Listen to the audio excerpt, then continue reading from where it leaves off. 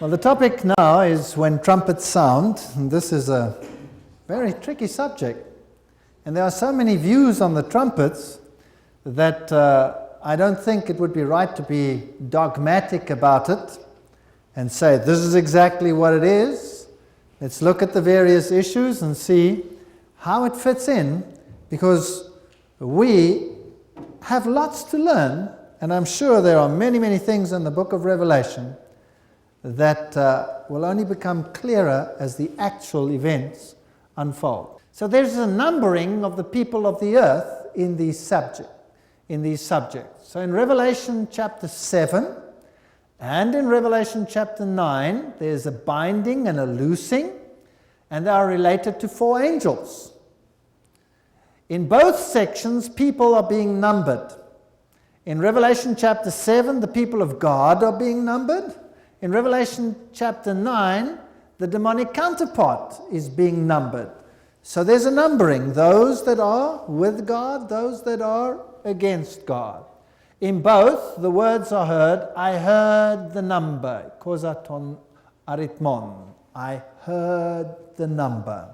So he heard the number of God's people, he heard the number of those that are with the other side.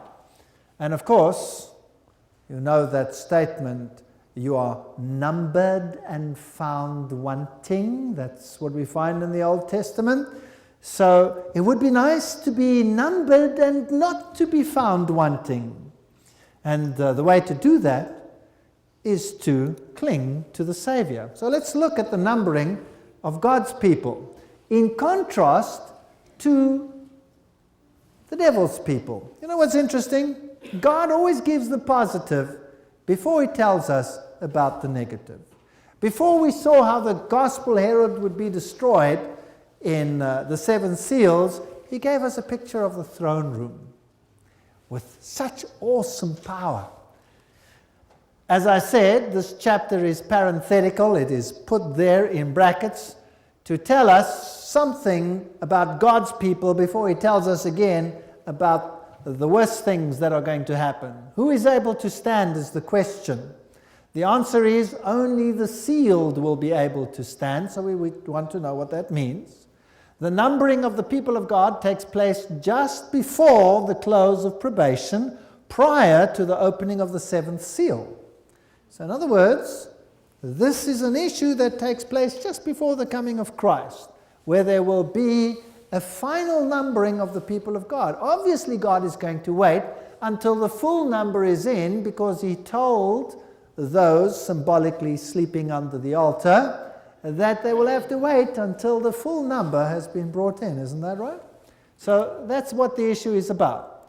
And then we get to Revelation chapter 8 after chapter 7, and it says, and when he had opened the 7th seal, there was silence in heaven about the space of half an hour.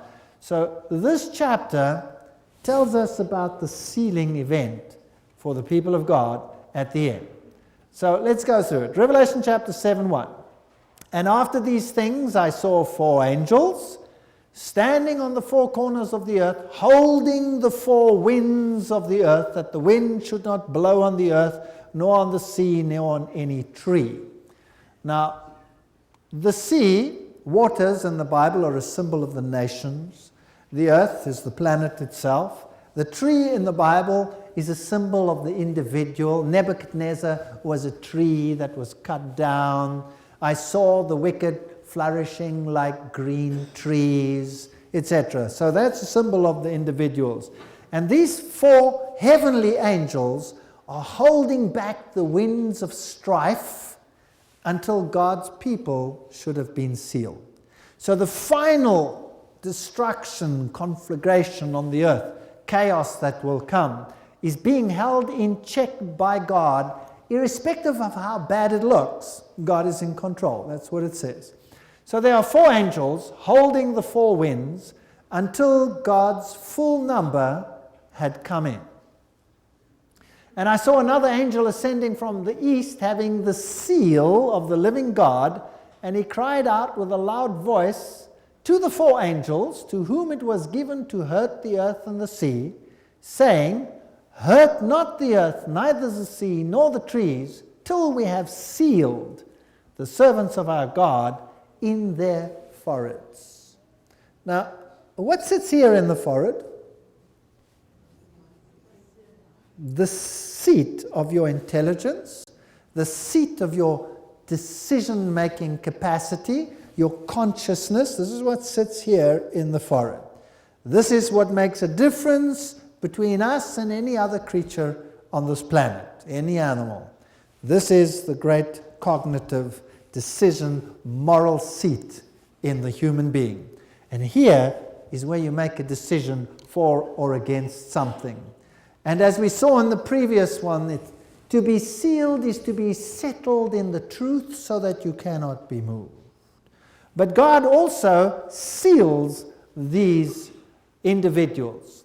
And I heard the number, there we hear the number, of them which were sealed. So these are the people of God. And they were sealed 144,000 of all the tribes of the children of Israel. Revelation 7, 2-4. Now some people like to make this a literal number and say there are literally 144,000 that are sealed. But remember, he heard the number. What does it mean to be sealed? Well, 2 Timothy 2 verse 9, nevertheless the foundation of God standeth sure, having this seal, that the Lord knoweth them that are his. So he has sealed them.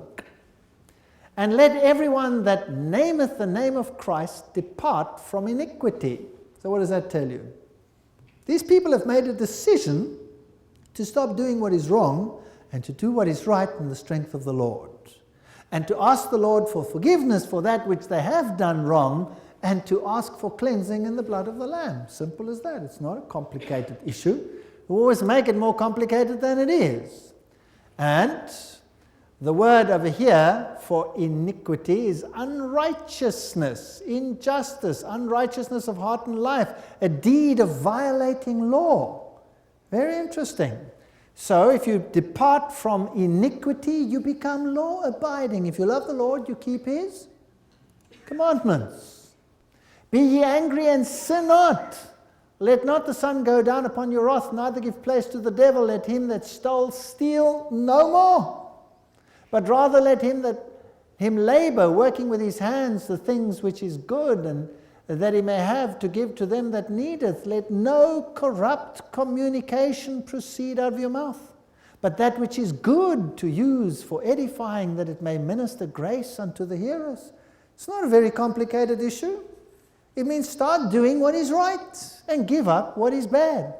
And grieve not the Holy Spirit of God, whereby ye are sealed unto the day of redemption. So people that are sealed have to start doing what is right. They have to, if they were thieves, stop stealing. If they have a foul mouth, they must clean up their act.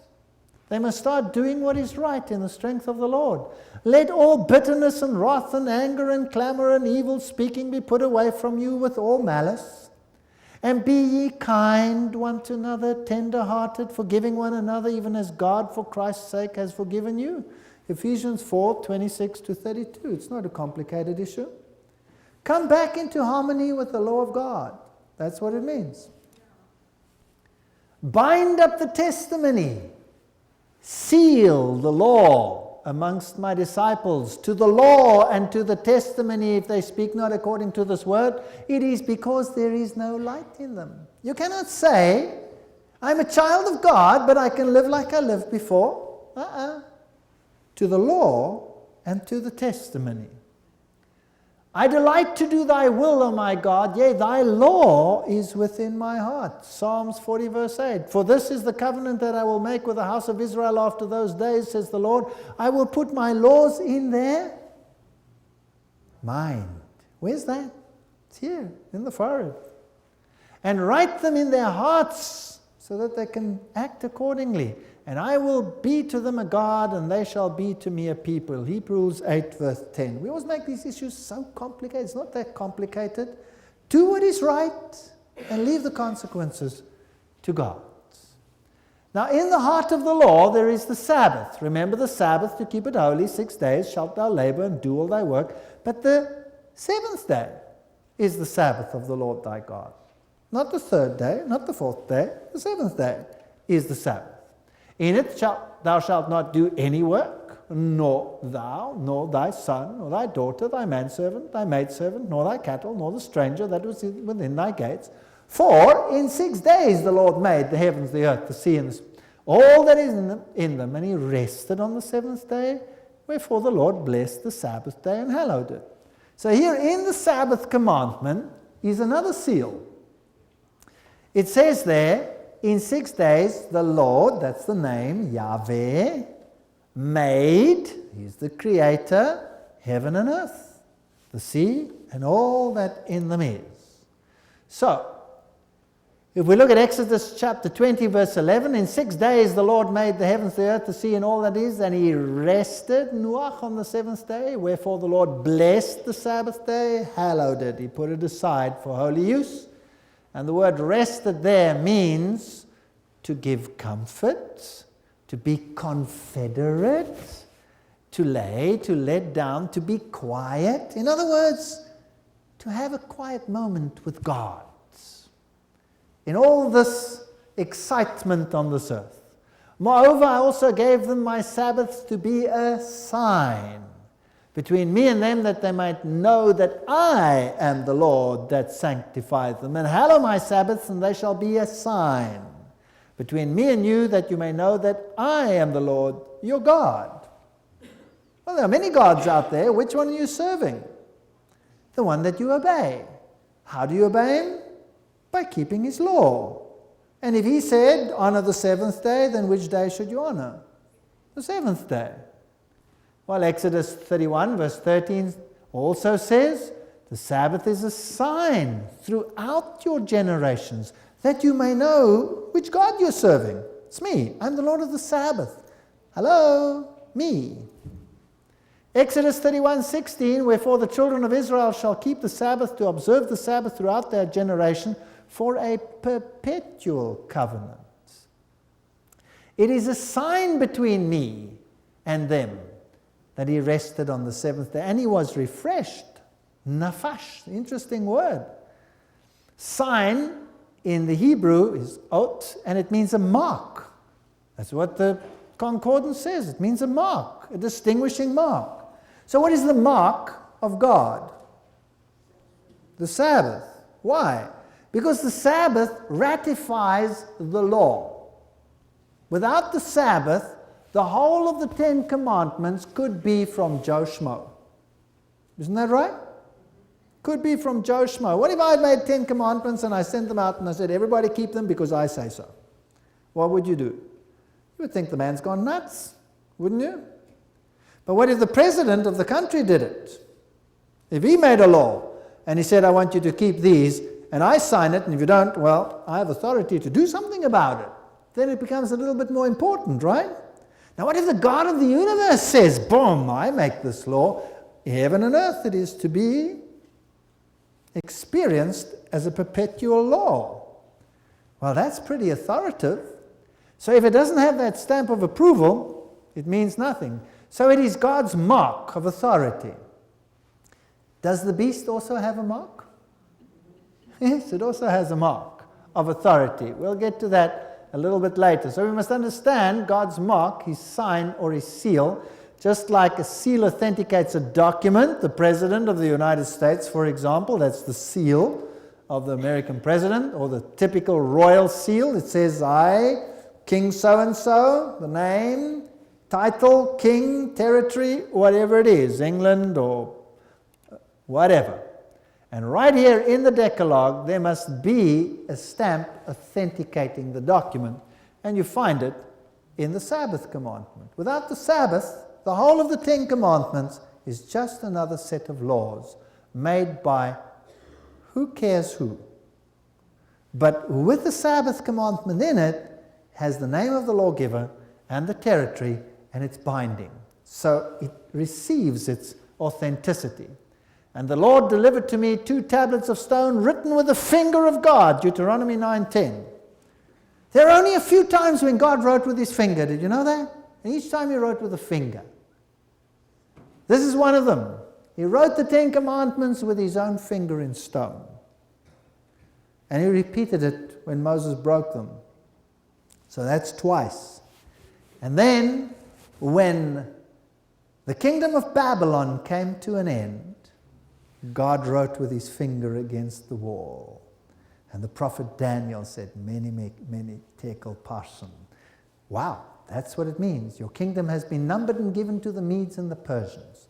It's another time that God wrote when there was a judgment, a final judgment which serves as a type of what is coming. And there was another time when God wrote in the sand. That's when all the accusers came and accused a certain lady, Mary, who had been found in adultery. And he stooped and he wrote with his finger in the sand. I wonder what he wrote there, because when they read it, they all turned away and had nothing more to say.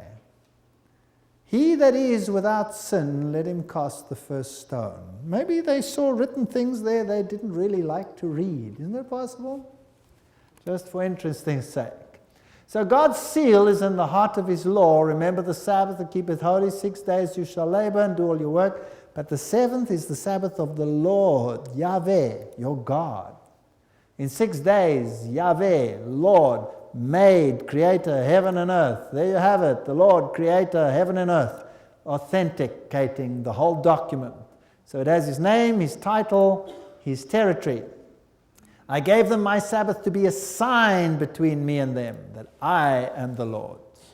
Now, how are you supposed to keep it?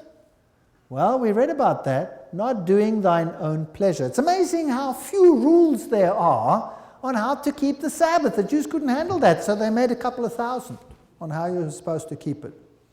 Instead of leaving it to the conscience, not doing thine own pleasure, that seems sensible, calling it holy, honorable, honoring him, not doing your own ways, finding your own pleasure, speaking your own words, delight yourself in the Lord. So these are the positive things that come out of the Sabbath. Not a day of misery. By the way, today is the seventh day. It's the Sabbath. Did we have a day of misery so far? I haven't. And was it only for the Jews? No. Also the sons of the stranger that join themselves to the Lord to serve him and to love the name of the Lord, to be his servants, everyone that keepeth the Sabbath. Even them will I bring to my holy mountain and make them joyful in my house of prayer. It wasn't a Jewish Sabbath. In fact, it comes from Genesis, it comes from creation. For mine house shall be called a house of prayer for all people. The Sabbath was for everyone. Isaiah 56, verse 6 and 7. And it will be, if you will listen carefully to my commandments, which I command you today, take heed to yourselves that your heart may not be deceived. And then you go running after other gods, it says. Bind them, these commandments, as a sign upon your hand, and as frontlets between your eyes. Wow! The commandments must be on the hand and on the forehead. What does that mean? Okay, so they wrote them out, stuck them over here, and bound them around their hands. Job done. Do you think that's what God had in mind? I somehow don't think so. That's ritualizing the law. And it might be sincere, but it's not what is meant here. It means think and act accordingly. That's what God wants. And God says his commandments must be in your mind and in your actions. And another power will come and says, my commandments in your minds or in your actions. Interesting distinction. But we're not going to go into that. Deuteronomy says the same thing on the hand or here on the forehead. And it will be a memorial between thine eyes and on the hand, that the Lord's law may be in your mouth. Exodus 13, verse 9. So God has something that must be sealed in the mind. The law of God.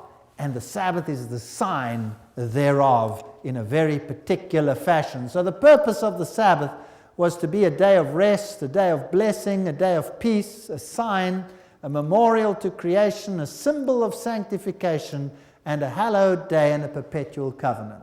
Those were the reasons why God gave the Sabbath, so that we shouldn't forget him and what he has done for us. And so the law of God in its entirety, with acknowledgement of his authority in our lives, will bring us into harmony with heaven again through the redemption which is in Christ Jesus. And that is what it means to be sealed, to come back into harmony with God. So how many are sealed? Revelation 7:5, out of the tribe of Judah, 12,000. Reuben, 12,000. Gad, 12,000. Asher, 12,000. Nephilim, 12,000. And so we go down through Manasseh and Simeon and Levi and Issachar and Zebulun and Joseph and Benjamin, and they were all sealed, 12,000. So, do you think it's a literal number? Exactly 12,000 out of every tribe? What about us then? After this I beheld, and lo, a great multitude. You see, he heard the number, but he looks and sees, he beholds a great multitude which no man could number, of all the nations and kindreds and people and tongues, stood before the throne and before the Lamb, clothed with white robes and palms in their hands. Some people make long discourses about the 144,000 when the Bible doesn't tell us very much about them. And seeing that the whole book is symbolic, obviously this is also symbolic, because we're going to run into trouble if it's not. For example, if we look at the 12 tribes of Israel, then we'll see that Levi is mentioned here in Genesis, Joseph is mentioned over here, Levi is also mentioned in Revelation over here, and Joseph. In Ezekiel, we have the tribe of Dan, which is not mentioned over here at all, but it's mentioned in Genesis. We have Ephraim mentioned here in Ezekiel, and we don't have Ephraim mentioned here at all. So, which tribes are you going to take if you want to make it literal? You're going to be in trouble. Is nobody ever going to be saved out of Ephraim and Dan? Dan were pretty bad, and they did funny things, but there were lots that were heroes from the tribe of Dan. Heroes. So obviously it's a symbolic number, and I don't think we have to go any further into it. It's a multitude of 12s. For he is not a Jew which is one outwardly, neither is that circumcision which is outward in the flesh, but he is a Jew which is one inwardly. And circumcision is that of the heart, in the spirit, and not in the letter, whose praise is not of men but of God. Romans 2 verse 28 and 29. Is it only Jews that are going to be saved from the literal tribes? What about all the Gentiles that have come in through the gospel herald? So we cannot literalize the 144,000. And in any case, who is a Jew? Who is a Christian? It's one who is one inwardly. Galatians 3 verse 29 says, if you be Christ's, then you be Abraham's seed and heirs according to the promise. So what does that make us? That gives me a chance to be a seed of Abraham. Abraham's seed and heirs according to the promise, if I accept Christ. Well, I wasn't a Jew, so I was a pagan. But in Christ, I can be Abraham's seed because Christ is Abraham's seed. And if I am in him, then I am redeemed. So now, the question of Jew or Christian is irrelevant. If you have Christ, you are Abraham's seed, no matter what your circumstances of birth were.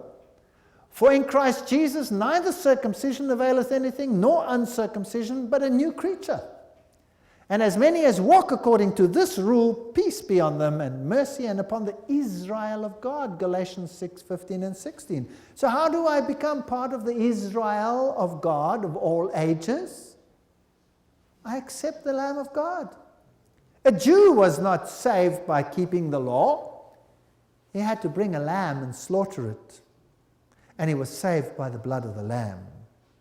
Maybe he rejected the lamb later on, but that was the method whereby he should be atoned for. And cried with a loud voice, saying, salvation to our God, which sitteth upon the throne and unto the Lamb. And all the angels stood around about the throne and about the angels and the four beasts.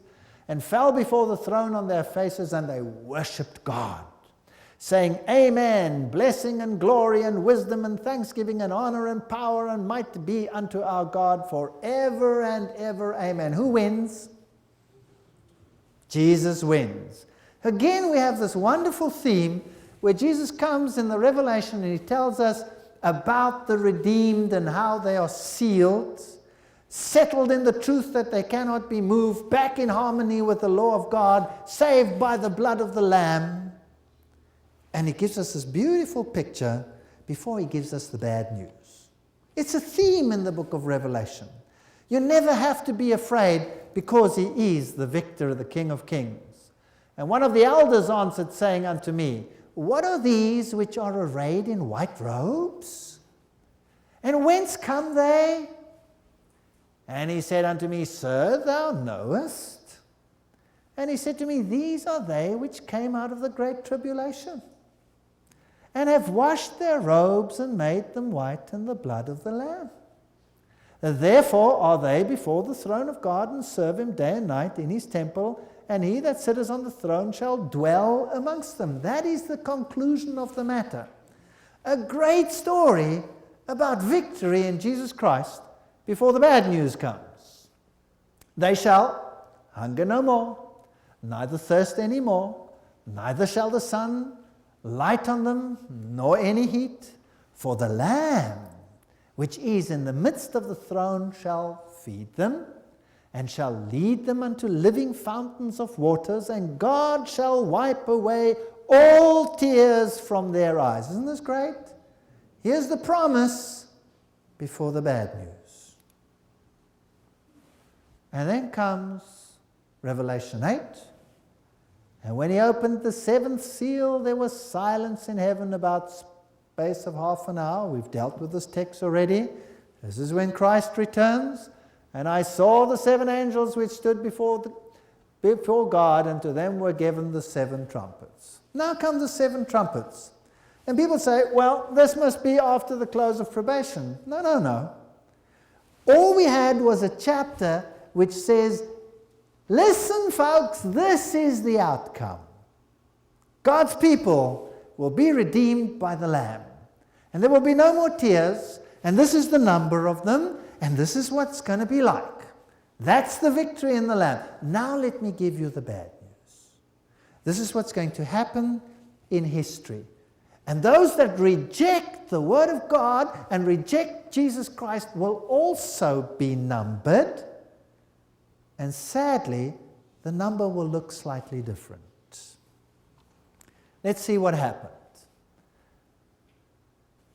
And I saw the seven angels which stood before God, and to them were given seven trumpets. And another angel came and stood at the altar, having a golden censer, and there was given unto him much incense. Where's this angel standing? At which altar? The altar of incense. The altar of incense, was it in the first chamber or in the second chamber? It was in the first chamber. So it cannot be after the close of probation. Jesus is still ministering in the first chamber. There still has to come a second chamber, and when that's finished, it's over. Then it's too late. So here we are in which part of the chiasm? The first part. Jesus is still in the holy place. And many people want to take these prophecies and throw them into the future, into the eschatological arm, into the end time events portrayed in the book of Revelation, and they violate the chiasm. You cannot violate the chiasm. You cannot tear something out of its position and throw it where you want it. You have to stay within the rules. That's why it's written like that, so that you shouldn't be able to do that. So, much incense, there's the altar of incense, that he should offer it with the prayers of all the saints upon the golden altar, which is before the throne. That's the little altar that we're talking about. And the smoke of the incense, which came with the prayers of the saints, ascended up before God out of the angel's hand. Here are people praying. There is some need here still. This is not after the close of probation, right at the end of time. No, this is a continuous process So it suggests we follow the same process as the others were. This is a pattern in Bible prophecy. Book of Daniel does the same thing. Daniel chapter 2 goes through the history of mankind. Daniel chapter 7 recapitulates it in another format. Daniel chapter 8 takes it, recapitulates it in another format. And so you have different views coming to light. Same in the book of Revelation. You go through the 7 churches, this is the position of the church. You go through the 7 seals, this is the position of the gospel herald. Now we come to the trumpets, which are judgments. Because there is a numbering, and you are found either wanting or you are found righteous. Here is a judgment issue. And who is the judge? Jesus. He decides who makes it and who doesn't. And he doesn't neglect the prayers of the saints. It is through his mediation that they are made acceptable in the eyes of God. So the merit of Jesus Christ is the issue here at stake. The smoke of the incense, which came with the prayers of the saints, ascended up before God out of the angel's hand. So the incense is a symbol of the merit of Jesus Christ being added to the saints, making them acceptable in the eyes of God. Wonderful image. Everything is so loaded with meaning in the book of Revelation. We could speak for hours just on the symbolism here of this altar of incense. And the angel took the censer and filled it with fire from the altar and cast it onto the earth. Down it comes. And there were voices and thunderings and lightnings and an earthquake. Revelation 8, verse 5. Well, judgments come upon the earth. And after the final judgments, just as Jesus died on the cross and said, "It is finished, so it will be done," and it will be over and the numbering will be done. And either you are with the sheep or you are with the goats, depending on your decision. So what are these trumpets of Revelation? There are 7 trumpets, and each one heralds something that happens here on earth. Revelation 8 verse 6, and the 7 angels which had the 7 trumpets prepared themselves to sound. Now let's see what happens. Let me just recapitulate here for you. The historic arm had the 7 churches, the 7 seals, and because we are still dealing with altar of incense time, we are dealing before the time that Jesus enters into the most holy. So we're dealing with the historic arm. They sit in this side of the chiasm, and I cannot remove them and throw them into that side. That would violate the chiasm. Is that clear? So obviously, we are moving through the same historic period that we have had in the others. And to do anything else would be contrary to the system. And they all culminate, of course, in the great climax of the coming of Christ. So again, we're going to sweep through history. And there is a parallel between what happens during the blowing of the trumpets and the 7 last plagues. This becomes an interesting point. So the 7 trumpets are blown before the Day of Atonement, and the 7 last plagues take place after the Day of Atonement. In other words, when Christ comes out of the most holy, then the 7th last plagues will fall. So, if we look here at the trumpets, we'll find that the following are affected. The earth, chapter 8, verse 7. The sea, chapter 8, verse 8 and 9. The rivers and the fountains, chapter 8, verse 10 and 11. Sun, moon, and stars, chapter 8, verse 12. So there's darkness, bottomless pit, locusts come out, 9, 13 to 21. The river Euphrates, 9, 13, 21. Loud voices, the kingdom of Christ. So we've gone through a process. And every time, a third is affected. If we look at the 7 last plagues, we have a parallel. The first plague, hits the earth. The second one hits the sea. The third one, the rivers and the fountains, just like the 7 trumpets. And then the sun, just as it was over there, darkness on the throne of the beast. Then there's the river Euphrates, which you had over there. And then you have a loud voice, it is done. You see? There's the it is done. So this is what happens after the close of probation. And this must happen before the close of probation. Because it's only a third. It's not everything. A portion is affected. And there is room for repentance. And it is in the mediation time when Christ is serving in the heavenly sanctuary in the first chamber.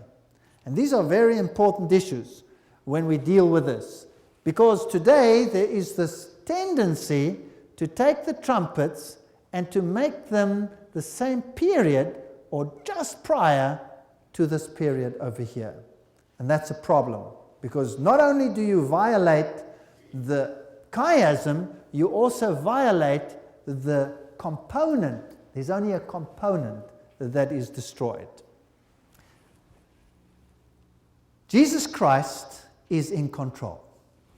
The number of God's people, chapter 7, now trumpets, and the numbering of the people of the earth, and the problems associated with it. Who is going to win? Jesus or the other one? We already know the answer. And therefore, we can relax as we go through the trumpets. May the Lord make us aware of the fact that Jesus is in control. When we're dealing with the actual trumpets, it gets tricky, because we don't really have precise ways of interpreting this. But let's look at the various issues. This is a very interesting study. Joel chapter 2, verse 15 and 17, 15 to 17 says, "Blow the trumpet in Zion, sanctify a fast, call a solemn assembly, gather the people, sanctify the congregation, assemble the elders, gather the children and those that suck the breast. Let the bridegroom go forth of his chamber and the bride out of her closet. Let the priests, the ministers of the Lord, weep between the porch and the altar, and let them say, Spare thy people, O Lord, and give not thine heritage to reproach, that the heathen should rule over them. Wherefore should they say amongst the people, Where is their God?" Here is a situation where a trumpet is being blown under circumstances where God's people have obviously gone astray. So let's have a look at the interpretations. The first interpretation is that these trumpets are judgments in our time paralleling the judgments of the plagues. That's a very prominent interpretation in the world today. Personally, I cannot accept that particular interpretation for the very reason that it violates the chiasm. It violates the chiasm and throws into the future that which is in the historic arm of the book of Revelation. Secondly, it violates the principle that Jesus is here, not coming out of the most holy, but is obviously officiating in the holy, long before these plagues are going to fall. So there are two principles why I cannot accept that particular interpretation. Yes, there are contact points in that the plagues are descriptive of the same things that happen in the trumpets, but the trumpets are partial and the plagues are final and complete. So the judgments are obviously judgments in time. So judgments, the second way of looking at it, retrace the periods of Christian history covered in the 7 churches and the 7 seals. That makes sense, to me at least. And some start, now the question arises, where do you start these judgments then? And who is being judged? Well, some start with the judgments against Jerusalem, because Jerusalem are the first ones who rejected Jesus Christ and nailed him to a cross, and there was a judgment at the end. God still gave them a space of time till 70 AD, and then Jerusalem was destroyed, right? That's a judgment of God. And this is using Matthew 24 as a template. That seems to me a logical thing to do as well. Others, again, they like to start not with Jerusalem, but with judgments against Rome, because Rome is the power that actually nailed Jesus to the cross. So here you have two opposing views, but really, it's not such a big deal as to whether the one is perfectly right or the other. The fact of the matter is we are dealing with judgments over the time. Personally, I prefer starting with Jerusalem because that's also the template that is used by Matthew 24. But I'm not going to make a big deal if somebody doesn't want to believe that and believe the other. That's fine. Let's look at the first trumpet. The first angel sounded, and there followed hail and fire mingled with blood, and they were cast upon the earth. So here is judgment, because parallels also the hail at the end of time, but in a partial sense, because a third part of the trees, the individuals, were burnt up, and all the green grass was burnt up. So here is a destruction of people. People are being lost here. This is serious. Why are they being lost? Well, the fall of Jerusalem in AD 70 is the one possibility, and I've color-coded them here. The second possibility is that this is a judgment on Rome, and the people that favor this view say it starts with the Visigoths that invaded Rome under Alaric in AD 396 to 428, and he pillaged Rome in AD 410, and the Roman Emperor Theodosius died in AD 395. So here we have a picture of the start of the fall of the Roman Empire when these various nations came in. Well, this is a judgment that took place, absolutely, of this power that elevated itself even over the Prince of Peace. But on the other hand, the fall of Jerusalem is a very powerful judgment after a long time of probation that said, well, you have rejected the Messiah. These are the consequences. God removes his protection. He allows the wind to blow. And this is what happened. And the second angel sounded, as it were, a great mountain burning with fire was cast into the sea, and the third part of the sea became blood, and a third part of the creatures which were in the sea and had life died, and a third part of the ships were destroyed.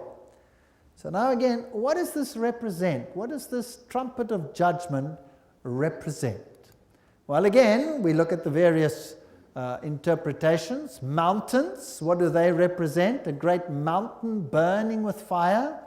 Well, a mountain represents a nation in the Bible.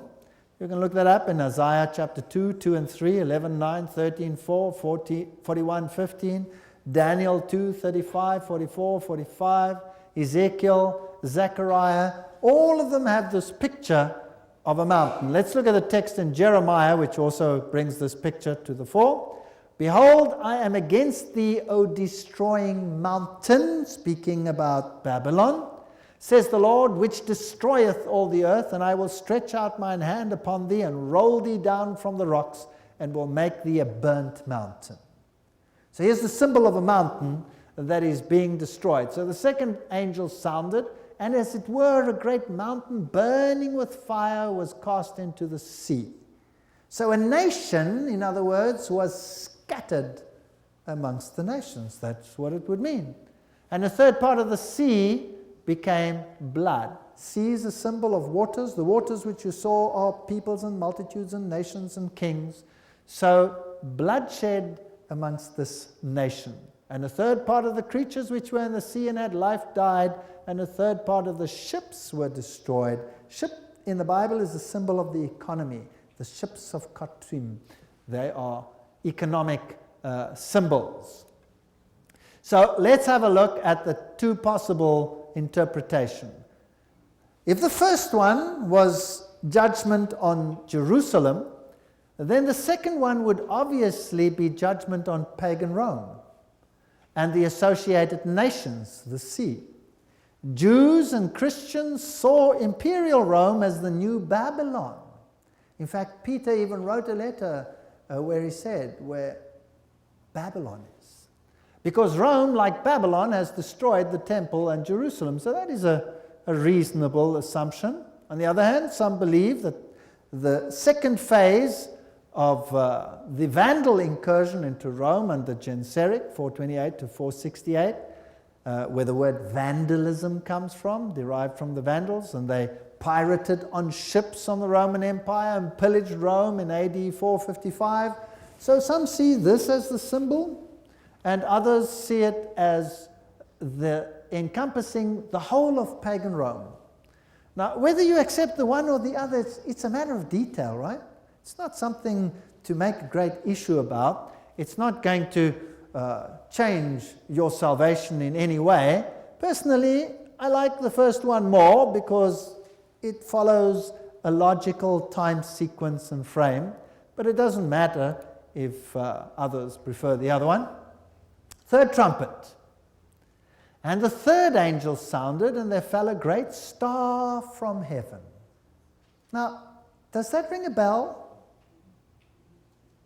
I'm sure it does. Did a star fall from heaven at any stage? Yes, Lucifer fell from heaven, and he brought all his demonic forces with him down here, and he was going to effect a great change. He was going to take over this kingdom. He wants to be the ruler. So false teachings is what he brought with him. Burning as it were a lamp, and it fell upon the third part of the rivers and upon the fountains of waters. These are also the peoples.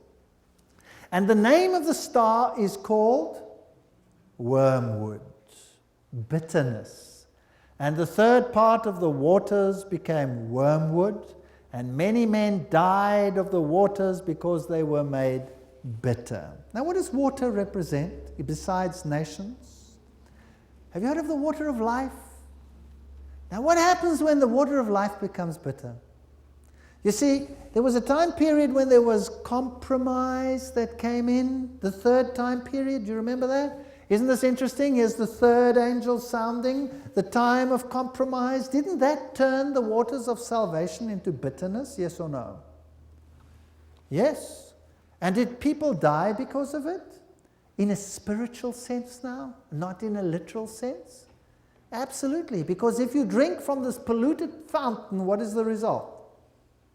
Death. Eternal death. Separation from God. So the great apostasy of the spiritual leadership of the Christian church is the one possibility that we have over here. The falling away as Satan fell from heaven with a third of the angels, so the church would apostatize through idolatry. Wormwood was used by Moses as a symbol of idolatry. In Deuteronomy 29, 17 to 18, let's read it. And ye have seen their abominations and their idols, wood, stone, silver, gold, which were among them, lest there should be amongst you man or woman or family or tribe whose hearts turneth away this day from the Lord our God to go and serve the gods of these nations, lest there should be among you a root that beareth gall and wormwood. Isn't that a great symbol? So I kind of favor this because it's the same time period. You have the third angel. That was the period of the black horse. That was the period of compromise when the gospel was undermined and the waters went bitter. And people that drank this new gospel died a spiritual death. Well, the other interpretation would be that the invasion of the Roman Empire by the Huns under the leadership of Attila in the 5th century. So again, you have an interpretation that it still deals with the Roman Empire as such. Of course, this takes place in the Roman Empire, so there's no problem, but this is the one that just sort of gels it and brings it into line with all the others that we have seen paralleling them so far. And you have all the symbols that make this seem to be that way. Now the fourth trumpet. And the fourth angel sounded, And the third part of the sun was smitten. Now the sun, what is that? The light of the world.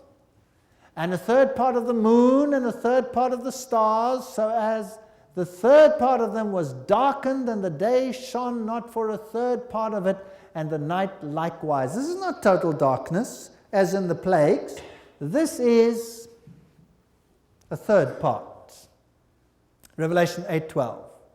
Let's look at Micah chapter 3, verse 6 and 7, and see if we can pick up a parallel.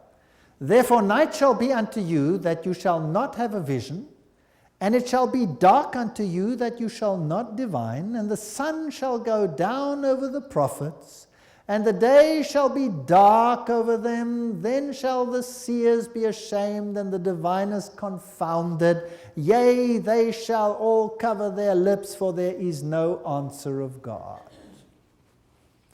Doesn't this sound like a time of spiritual darkness, yes or no? Well, what did they call the age of the next dispensation, if you like? Didn't they call it the Dark Ages? Yes or no? So who ruled in the Dark Ages once the dark horse had changed into a horse of death? It's the same time period. I believe we're just following the same classical period.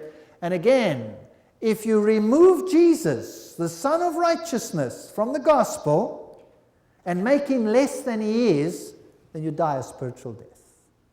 That's the problem. How did they remove Jesus from the heart of the gospel? This is the scariest story of deception in the history of the world. After this lecture, we're going to go into the details, and we're going to have a look at what they did. And I want to tell you that today the whole world is deceived into believing something that is not from God. Scary. Scary. So the two interpretations that we have possible here, the darkness represents the Dark Ages. That makes sense to me. When truth was thrown to the ground, and the ministry of Jesus was replaced by the ministry of the church. When Jesus was crucified, a literal darkness covered the earth. Isn't that right? And serves as the type of the spiritual crucifixion of Christ. The Reformation of the 16th century ended the Dark Ages. That's basically what this interpretation would mean. Now, another interpretation would still be with judgments on Rome. The sun, the moon, and the stars have been interpreted as the luminaries of the Western Roman Empire, the emperor, the senators, the consul. With the extinction of the Western Roman Empire in AD 476, the last Roman emperor, Romulus Augustulus, was dethroned by order of Odoacer of Attilian remnant. So that's one interpretation. We have another judgment here on the Western Roman Empire. But this one over here, to me, represents a model that is in line with everything that we've seen gone before. But I'd like you to note something, and that is that in this time period of the Dark Ages, Jesus is crucified again. It's interesting that the crucifixion there keeps him on the cross. And that's where the Dark Ages would like him. But Jesus has been raised from the dead, and he rules in heaven. Now, it is also interesting that to remove Jesus from the system sometimes required even the creation of an entire new religion, which would take Jesus away. Very interesting. For behold, the darkness shall cover the earth, and gross darkness the people, but the Lord shall arise upon thee, and his glory shall be seen upon thee. Isaiah 60 verse 2. Great darkness on this earth. Then spoke Jesus again unto them, saying, I am the light of the world. He that followeth me shall not walk in darkness, but shall have the light of life. The issue is Christ or not Christ. I am come a light into the world, that whosoever believeth on me should not abide in darkness. John 12, verse 46. The issue is Jesus or no Jesus? Those are the issues. Now comes a fascinating part. Revelation 8:13, and I beheld and heard an angel flying through the midst of heaven, saying with a loud voice, Woe, woe, woe, 3 woes, to the inhabitants of the earth by reason of the other voices of the trumpets of the 3 angels which are yet to sound. Now comes a great woe. Now, a woe is something that hits mankind and has dire consequences. Now, some people like to apply the woes to God's people. On the other hand, the woes could apply to those who are being lost. And who are we dealing with under the trumpets? Under the people of God that are being numbered, or under the others that are being numbered? We're dealing with those others that are being numbered. So now, we know what the last woe is for sure. Because the last woe is the coming of Christ and the destruction of the wicked. So who does it hit, the last woe? The wicked. The wicked. Not God's people. Hits the wicked. So why not the other 2 as well? These is judgments on those that have either been deceived and allowed themselves to be deceived because they reject light, or who just reject God outward, directly. So 3 woes are going to hit the inhabitants of the earth, and a woe deprives them of salvation. So the inhabitants of the earth, by reason of the other voices of the trumpets, will suffer from these woes. So the 3 woes associated with the next 3 trumpets imply an unprecedented increase in demonic attack on the truth. Nevertheless, God is in control. So during these next 3 trumpets, God is going to give us a glimpse of what is happening here on this earth. It's scary. And it will require 12 whole lectures to make us see what is happening. Wow. We're going to do 12 lectures on what this entails. Scary. Woe, woe, woe was pronounced upon a church who walked in the sparks of their own kindling, who did not derive their light and power from the great central light, the Sun of Righteousness, and diffused that light and glory to those who were in darkness. By absorbing and diffusing the light, they caused their own light to burn brighter. The one who receives light but does not give it as God requires him to do will become a receptacle of darkness. This is a writing that we find in a particular pamphlet written about 150 years ago, which seem to show exactly what is happening here. So the woes are pronounced upon a church which walks in the sparks of their own kindling. That makes sense to me. This makes great sense to me. So this woe is pronounced on the apostate people on this planet and will hit them because they are keeping the gospel truth away from those that could be saved. So let's look at the 2 possibilities. The 5th and 6th trumpets represent the numbering of Satan's followers and the final increase in evil to the point where God withdraws his protection and hands the willingly ignorant over to a reprobate mind. Wow, that's scary. This is in contrast to Revelation 7, where the sealed of God are numbered and empowered to stand under his divine protection. The other interpretation would mean that the 5th and 6th trumpet represent judgments against Eastern Roman Empire, the rise of Islam culminating in the Ottoman Empire, is seen as the force to bring about its destruction.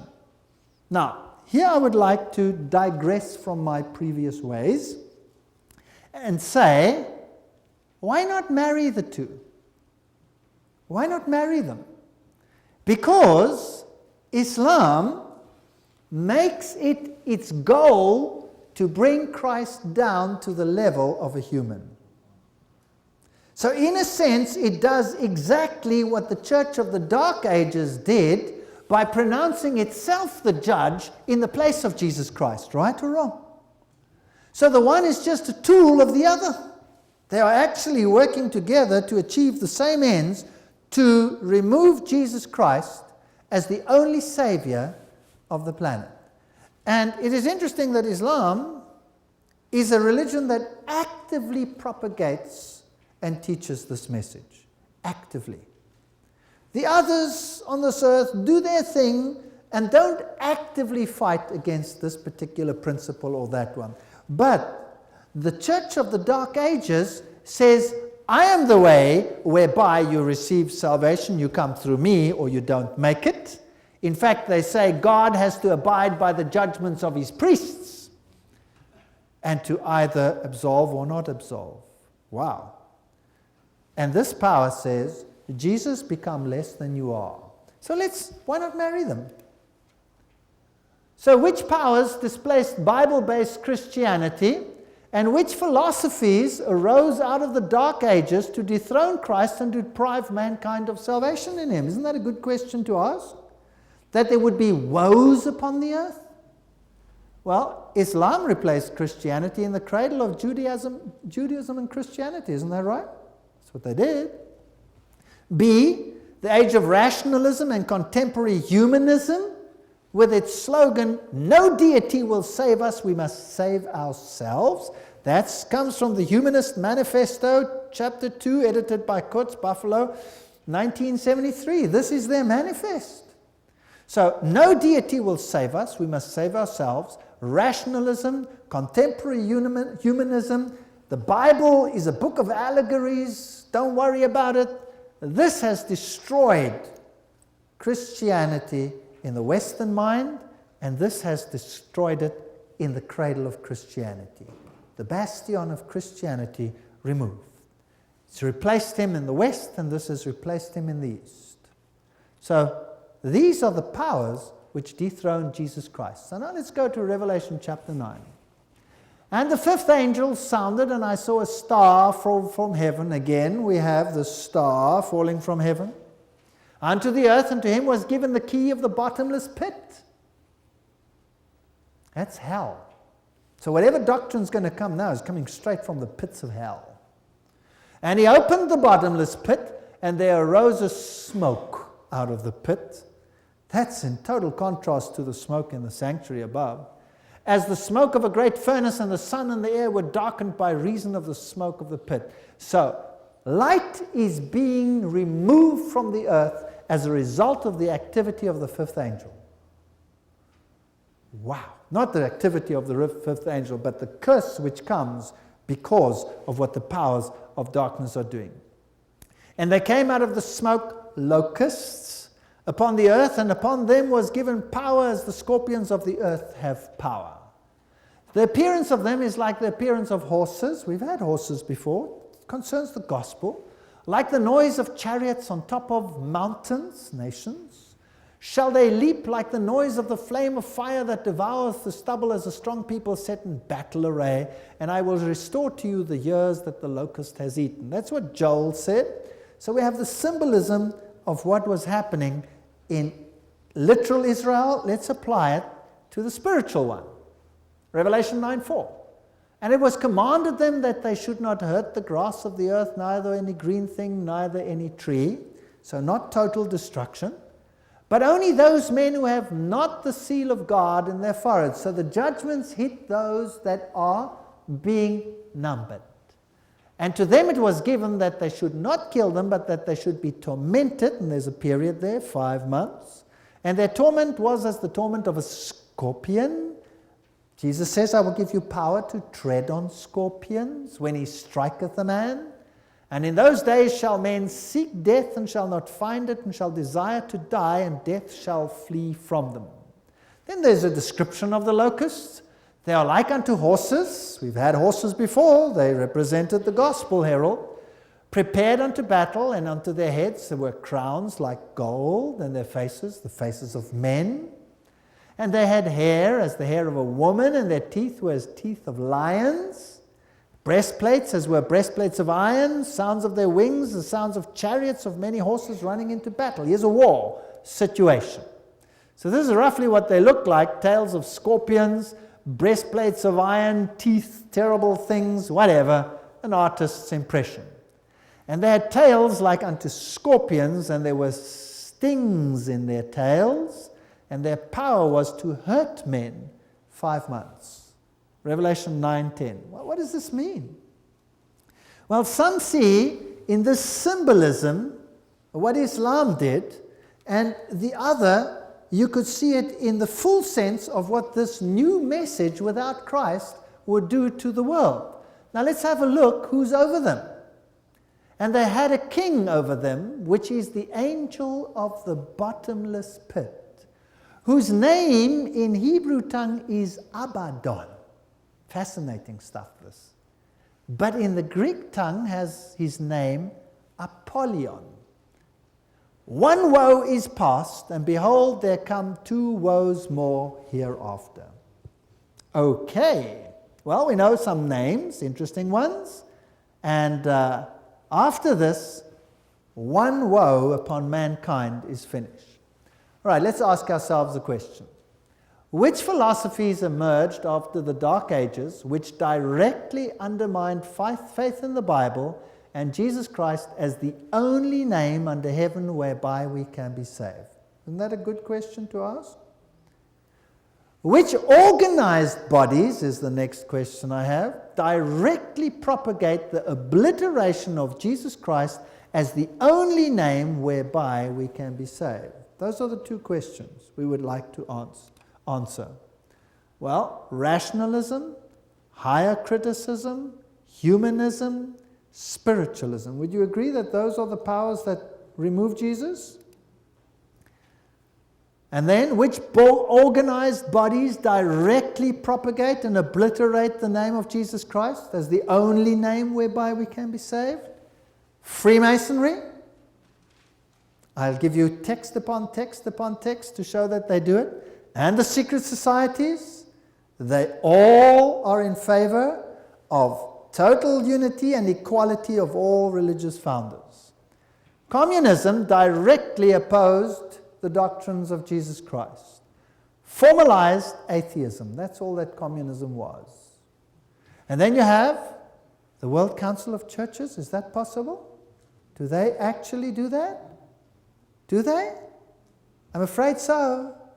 Because the World Council of Churches propagates the unity of all religions under one roof, and that means that Jesus must become less than he is in order to reach this compromise, yes or no? So it's just a fact. I'm not making this up. This is what's happening. Islam removes Jesus Christ, does it or not? As the sole savior of the work. And the United Nations has an organization which is called the United Religions Organizations, whose aim it is to get all religions to accept their equality. Well, that's fine. It sounds like a good idea. But what does it do to Jesus Christ? It puts him on a level with all the others, and then there must be many a name whereby you can be saved. Yes or no? Is this correct or is it not correct? You tell me, because I'm in trouble here. I'm putting certain things up there which are problematic. But this is exactly what they are doing. Communism removes him totally. Freemasonry levels him. World Council of Churches compromises to reach it. Islam fights him directly, and the UN says, you better do it or else. Wow. We're in trouble. Let me read this to you. This is nisbet.com, Freemasonry. Let's read it. In the 17th degree of the Scottish Rite, the sacred word communicated to the candidate is Abaddon. In the Satanic Bible by Anton LaVey on page 145, 146, Abaddon and Apollyon are one of the infernal names in Satanism. Scottish Rite Freemasonry Illustrated, J. Blanchard, Volume 1, page 453 states, touch Tyler's forehead when he answers by putting his hand on your forehead. Password, Jibbalum, sacred word, Abaddon. Didn't we just read that this was an evil angel? Yes or no? So Freemasonry says this is the angel over us. They had as angel over him Abaddon, Satan. If you look at the Islamic interpretation, this is the range of the desert locust, and that is the range of early Islam, and today it covers that and more. Very interesting. This was the range of early Christianity. This was the range of early Christianity. Did you know that? Today it's replaced. It's gone. It's been removed. It's been replaced by Islam. Islam arose only after 600 AD and totally removed Bible-believing, Sabbath-keeping Christianity in the world. Removed it. Slaughtered it. Interesting. And today, it is forbidden by law upon death to propagate Jesus Christ in those countries.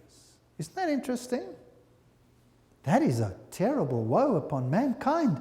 Because if the only name whereby you can be saved is removed, that's it, you're in trouble. John William Draper also writes the history of the intellectual development of Europe, that 4 years after the death of Justinian in 571 AD was born at Mecca in Arabia the man who of all men has exercised the greatest influence upon the human race, according to the life of Muhammad. Muhammad appeared on the scene at one of the darkest periods in history, when all civilizations from Moravian Gaul to India were falling to ruin or were in a state of troubled gestation. Here we go, Great War. At the age of 12, Muhammad traveled with his uncle in a trade caravan to Syria. Here he met the Christian anchorite called Bahira. Beholding the boy, so goes the story, he could discern in his face marks of the future greatness, and he advised Abu Talib to take good care of him, for he would someday be the recipient of a divine call. The recognition of the Prophet by Bahira, the Christian, symbolizes in Islamic tradition the primacy of Muhammad's mission over that of Christ. Jesus is made less. Revelation 9:4, and it was commanded them that they should not hurt the grass of the earth, neither any green thing, neither any tree, but only those men which have not the seal of God in their foreheads. So who is affected by these trumpets? God's people or the other people? The other people. Everybody who does not have the opportunity now to choose Christ because they removed it from him, they're in trouble. And to them it was given that they should not kill them, but they should be tormented. 5 months. And their torment was as the torment of a scorpion when he striketh a man, and in those days shall men seek death and shall not find it, and shall desire to die, and death shall flee from them. Interesting, here's a decree of Abu Bakr, Muhammad's uncle who succeeded him. When you fight the battles of the Lord, acquit yourselves like men without turning your backs, but let not your victory be stained with the blood of women or children. Destroy not the palm trees, nor burn any fields of corn. Cut down no fruit trees, nor do any mischief to the cattle, only such as you kill, eat. When you make any covenant or articles, stand to it and be as good as your word. As you go on, you will find some religious persons who live retired in monasteries and purpose themselves to serve God that way. Let them alone.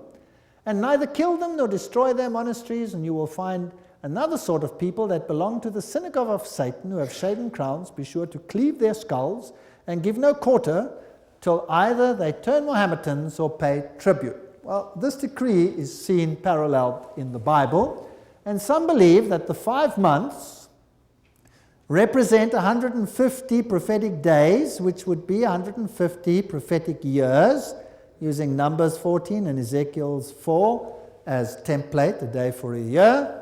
And so it was worked out that if you take this number and you take the date, July 27, 1299, when Ottoman invaded Nicomedia, then you add the 150, you come to 27 July 1449, when the last Greek emperor, Constantine, took the throne with permission from the Sultan. Now, Khalid bin al-Walad, by name Saif Allah, one of the 2 Muslim leaders of the enormously successful Islamic expansion under Muhammad, and his immediate successor Abu Bakr and Omar. Although he fought against the Prophet, the second one, he was eventually converted, they say, and he conquered, and Khalid remained the effective leader of the forces that conquered the Byzantine army. They routed the Byzantine armies, so Islam took over where Christianity reigned. Very interesting. And they went on to conquer Syria and Arabia and destroyed 50,000 Byzantine troops and slaughtered them. So Christianity was removed. Let's look at the Masonic view. This is Morals and Dogma. This is the Masonic source. When Christianity had grown weak, profitless, and powerless, the Arab restorer and iconoclast came like a cleansing hurricane. But Khaled, now you know who he was this great general, the sword of God he was called, who had marched from victory to victory, exclaimed to his wearied soldiers, "Let no man sleep, there will be rest enough in the bowels of paradise, sweet will be the repose, never more to be followed by labor." The faith of the Arab had become stronger than that of the Christian, and he conquered. Wow. This is Masonic view, that the faith of the Arab became stronger. It also says it became a better faith than Christianity. So today, Islam rules where Christianity reigned. And you have the ziggurats and the Ottoman Empire and the Blue Mosques and St. Sophia, which all used to be Christian domains. Today, Islamic domains. This one used to be Christian. Today, it is Islamic. Isn't that interesting? So if we marry the two, then we have the whole full catastrophe of apostasy, bringing in the destruction of Jesus Christ as the sole Savior. Rationalism, higher criticism, destruction of the Bible, removal of faith in the Bible and in Jesus Christ, and literal war against those who opposed them. Then the sixth angel sounded, and I heard a voice from the four horns of the golden altar, which is before God, saying to the sixth angel, which had the trumpet, "Loose the four angels." Whoa, now we're in trouble. "Which are bound at the great river Euphrates." So here are four other angels. We had four angels of God holding the four winds. Now we have four angels that hold the river Euphrates, at the Euphrates. That's Babylon. So these are the demonic counterparts to the angelic counterparts. And the four angels were loosed, which were prepared for an hour and a day and a month and a year to slay a third part of men.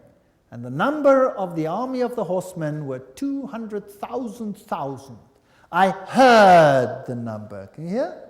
So here you have the numbering of this power. And it is an enormous number, like the sands of the seas.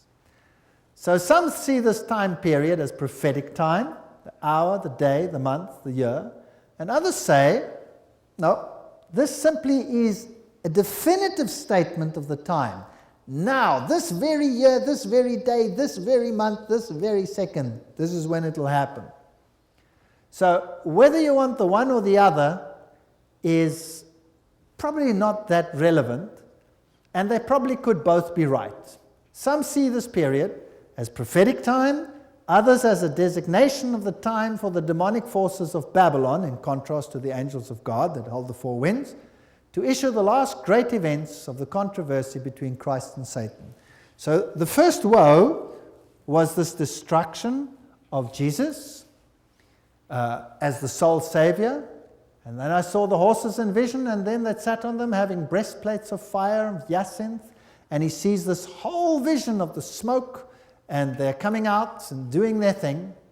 And a man by the name of Josiah Litch, he took the literal interpretation, and he calculated, when he took the hour, the day, the month, the year, and it comes to 391 years, 15 days, and he worked out the Ottoman Empire, and he predicted the exact day when the Ottoman Empire would fall, and it actually happened exactly like that. So here's the one view: the Islamic power there officially comes to an end. Josiah Litch published this date 2 years prior to the event.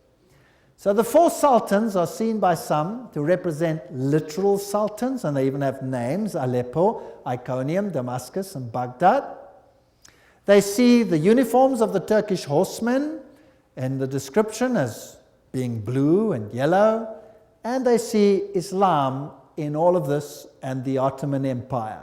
So whether you see it that way Whether you see it the other way, in terms of a global spiritual darkening, does it really make a difference? Other interpretations that you could have is the spread of Arabian Islamic Empire, Muhammad 612, founding of Baghdad, Dar es Salaam 762, marking the end of the empires, 150 years, fall of Constantinople, you get to 1844. There are many, many interpretations. Let's keep it simple.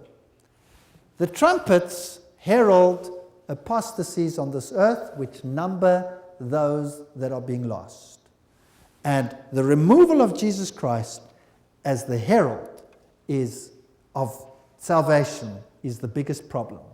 The rest of the men which were not killed by these plagues, yet repented not of the works of their hands, that they should not worship devils, this is the point, idols of gold, silver, brass, stone, wood, which neither can see nor hear nor walk, neither repented they of their murders, nor of their sorceries, nor of their fornication, nor of their thefts. So the description of the second woe in Revelation comes in Revelation 11. And the sounding of the seventh trumpet ushers in the final woe, the impenitent, as the kingdom of God comes to an end. Now we can't jump and do Revelation 10 and 11 all in one night. It's going to drive you crazy. So what we're going to do is we're going to look at the second woe in the next lecture. And you will see that the most terrible deception of all time comes in the next woe. And then comes destruction. We are living in the final moments before the third woe.